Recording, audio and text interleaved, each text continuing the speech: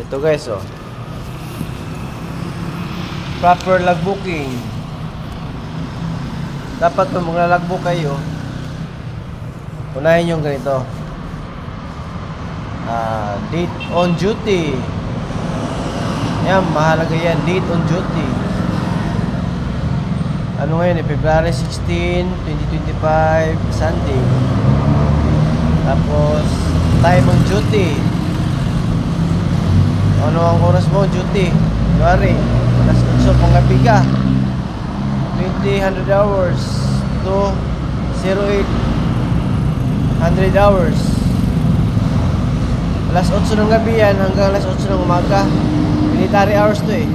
20 to 08, 100 hours. Military hours yan. Basta ganyan. Post on duty. Saan ka naka-duty, di ba?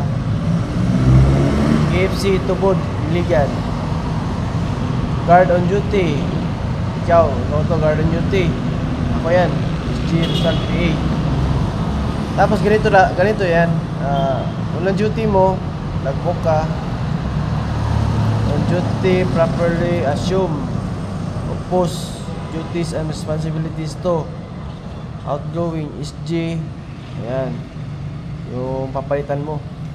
Yung outgoing na. Situation and negative traveling. So yan na.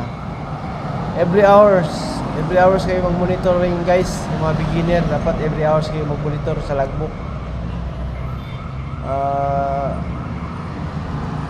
Depende kung may mga emergency sa naganap sa inyong area, dapat kahit ano, minutes ba yan or hours, dapat logbook talaga.